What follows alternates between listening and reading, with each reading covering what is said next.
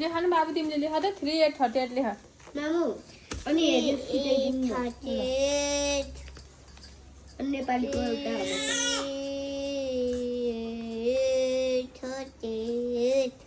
अहिले एउटा चाहिँ के भने किताबमा आफूले मनाउने चाड के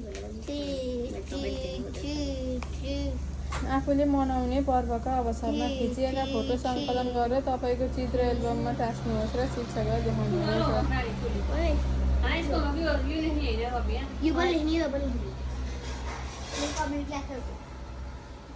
अनि एउटा नेपालीको नि हो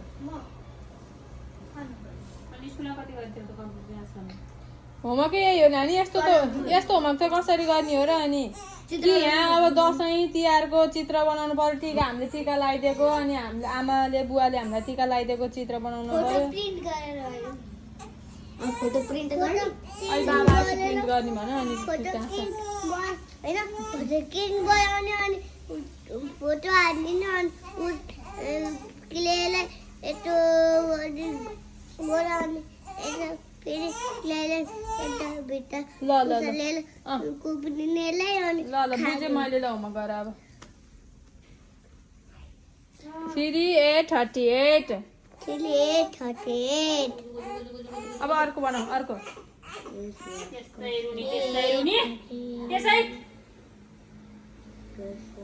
अब अर्को राम्रो भएको छ अब अर्को पिर्दिन देवीलाई पिर्दिन नजिस्कान छ दाइले होमवर्क गर्न बेलामा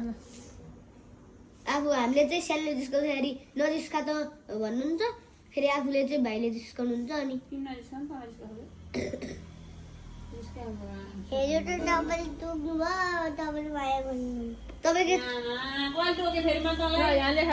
छोरीलाई जिस्काए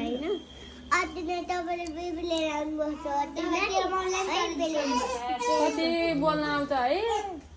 बातेहरू यहाँ लेख अब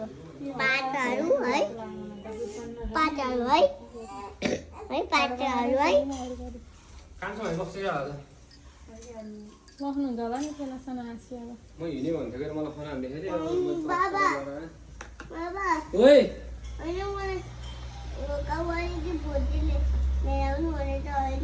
के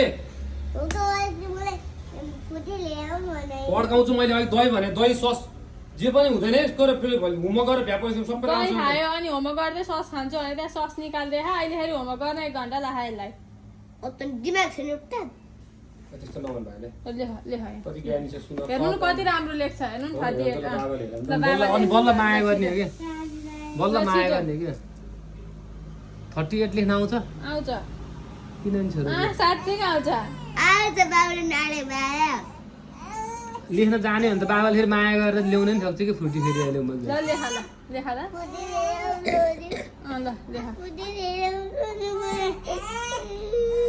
त्यसै फुटीको कुरो निकालेर म माया आउँथ्यो मायालाई भनिदिन्छु माया आउँथ्यो पोखराबाट लिएर आइज भन्छु म छोटरलाई राखेको त त्यसै के जतिखेर नि रुनी बानी पऱ्यो यसको जल जियो भने त्यही कुराहरू हो